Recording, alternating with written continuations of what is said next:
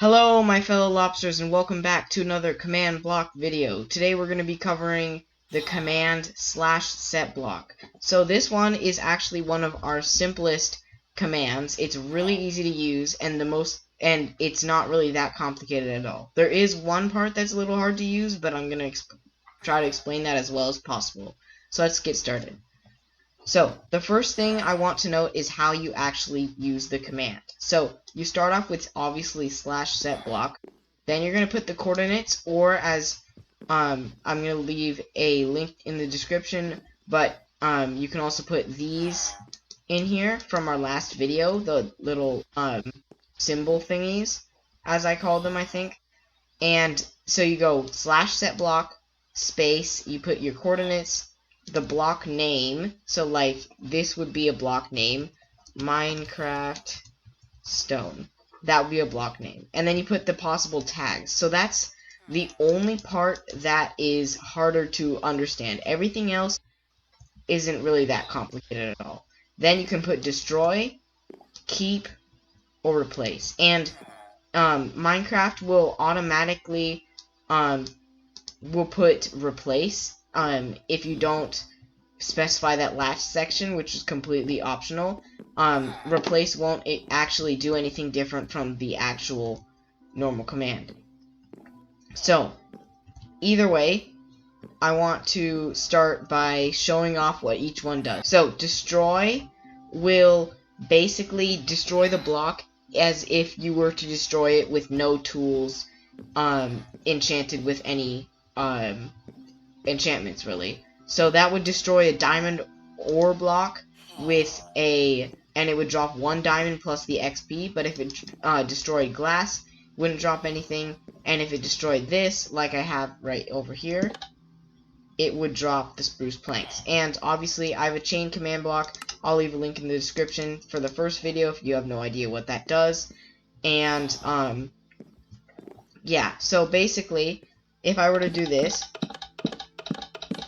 I get a whole bunch of item drops, because what I'm doing is I am destroying the block and getting the item, and then immediately after, this replaces it with spruce planks, and then if I flick the lever back, it immediately destroys it again.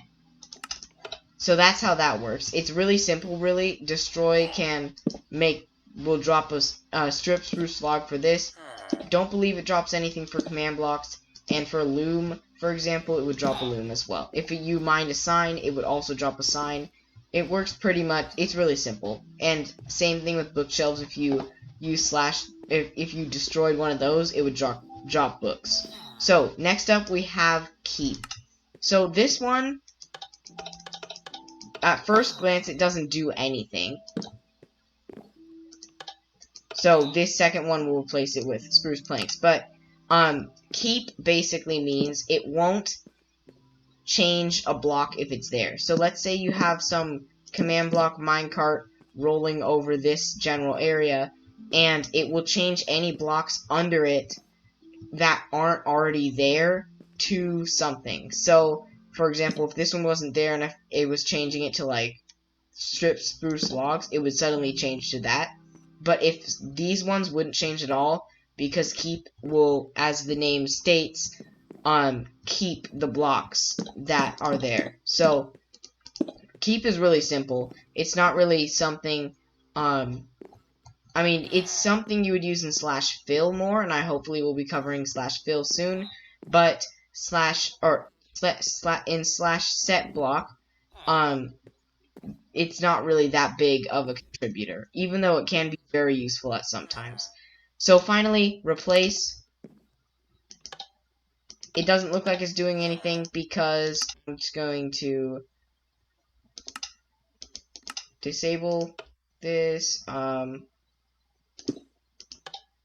So basically, if I were to place a block there,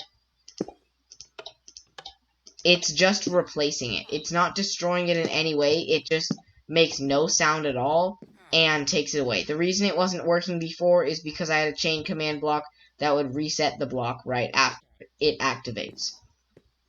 So that's pretty much it for those.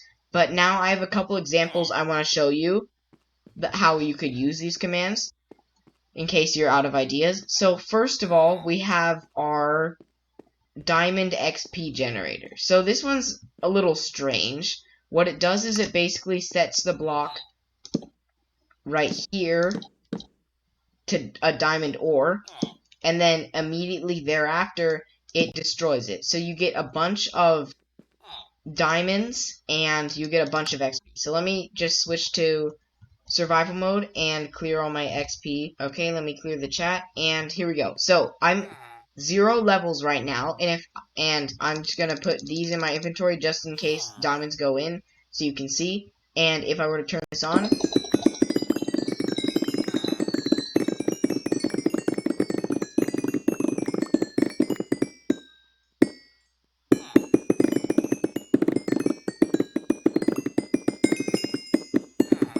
okay, so after running this, my game got super laggy, and the reason was because it was constantly summoning experience points. I would only suggest doing this ever if you have like a really powerful computer, or if like there's literally nothing else in your entire world and you're only turning it on for a little bit of time. This farm gets laggy super quick, and you're gonna have to be able to despawn all the XP orbs immediately by using this command /kill to get rid of them. So this one is a really cool way. Like /destroy is probably one of my favorite ways of using /setblock, but we're gonna have to move on from /destroy for a little bit, and we're gonna move on to this one. So let's say you have some bookshelf thing, and you don't want this block here to be like, you don't want some players diamond ore such that they might store right there and only you would know that to turn into a bookshelf. So if you turn on this command block, you notice it doesn't change, but immediately after you mine it, it turns back into a normal bookshelf. So this can be used to hide secret entrances if you were to put a what is it? Trapdoor.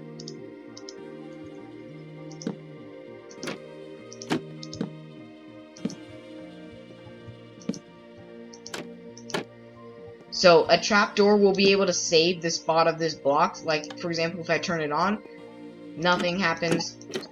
I'm completely fine in here. But the second that I destroy this trapdoor, the bookshelf goes back, and nobody will ever know that, besides you, probably, nobody will ever know that there is a secret entrance here. And this can be really useful in certain situations where you might want to hide something from people without having to block yourself out from it.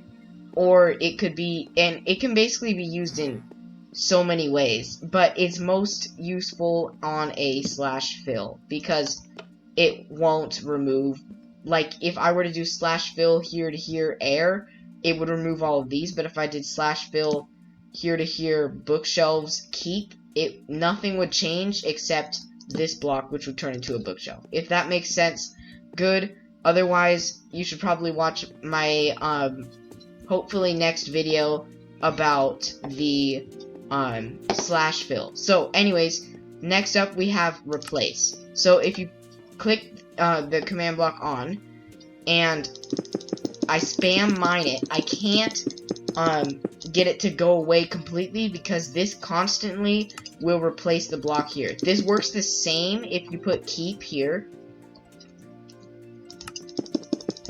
The only problem is if you turn it off and you put something here, then you have to mine it before you can get your diamonds again. Now, obviously this is another use for keep. So let's say you have a hidden diamond generator in this area. So, like, build that up. And then that's your little bookshelf thing. So let me just flick the lever on. So nobody knows that you have infinite diamonds here, but as soon as you mine this, you get to constantly mine this and get as many diamonds as you want. And then you can turn it off. And do that to put the bookshelf back how it was. And if you turn it on, nothing will happen at all until you mine this bookshelf. So, next up is the most complicated part for certain blocks. It is the tags. So, I have a little bit of an example here. So, let's say you want to put a stair, or you might want to make like some sort of desk kind of thing. So you want to make this shape. So basically, naturally, if you were to try to do this, here's what would happen. Your desk thingy would look like if you just used it without the tags. It would literally look like this. And this does not look anything like a desk. So the way that you would fix this problem is, if you wanted to do it with commands, you would first find the block position. And you can do that by pressing tab in the set block. Notice I'm not typing in numbers. This is what it looks like if I type in numbers. But if I press tab, I can do it that quick. And it's really powerful, the tab. It can help you find positions of almost everything really easily. So that's another use for set block, just so you know. And if you do this, and you do spruce slab, then, as I showed you earlier, there's this little thing right here that you can put certain tags in. Now, not all blocks actually have this. For example, bookshelves, they don't have any because they're the same on all sides, and you can't really flip a bookshelf upside down. Like, it looks always the same.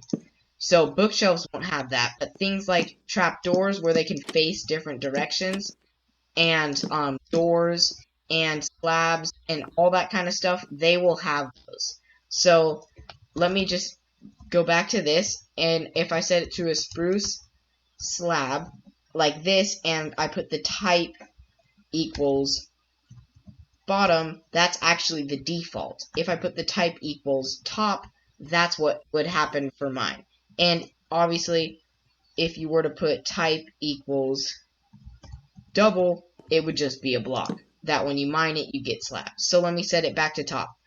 So that's how that would work. And let's say for some, or you didn't know what both of these meant, so you tried out waterlogged equals false.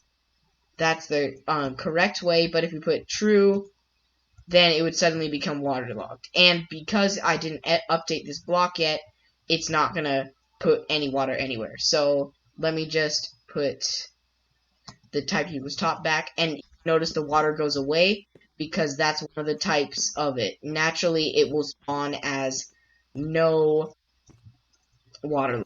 So, next up we have the stairs, which is actually really complicated. It's more complicated than the slabs, at least. Slabs are really easy.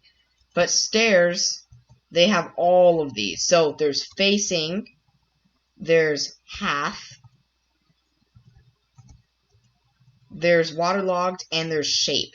So if you look at shape, there's straight, inner left, inner right, outer left, and outer right. And you're like, what does that mean? So I tried out shape, and here's what shape looks like. Straight. So that won't change, that won't do anything, because that's the base. But if you do outer right, for example, it'll turn into something like this, which can be used really nicely, especially if you were to use it with the half, which is what we're actually looking for. And bottom is the default. Top means that the stair is upside down, like this. So now you have a little peg thing that you don't exactly want. So we're going to remove that by simply taking away this and putting half there. So now it's just facing this way. So how do we change that? Here's how we do it. So we do facing equals, and what I like to try to do is find the direction. So first I go north. North is currently how it's facing, so then I can know it's not south, because this is what south would look like. It'd just be facing me like that, and I don't want it to look like that. So I have to pick a perpendicular direction. So north would be east or west, and same thing with south. if you picked east and it was wrong, picks north or south, and once you get it, you're correct. So if I were to put east, then it'd be facing this way. So I know that all I have to do is flip it around, and then I get this. And obviously, I've already got the commands in advance, and if I were to click that, it would do exactly what I want it to. So, thanks for watching this hopefully simple video on the /setblock command, and I will see you in /fill. Goodbye!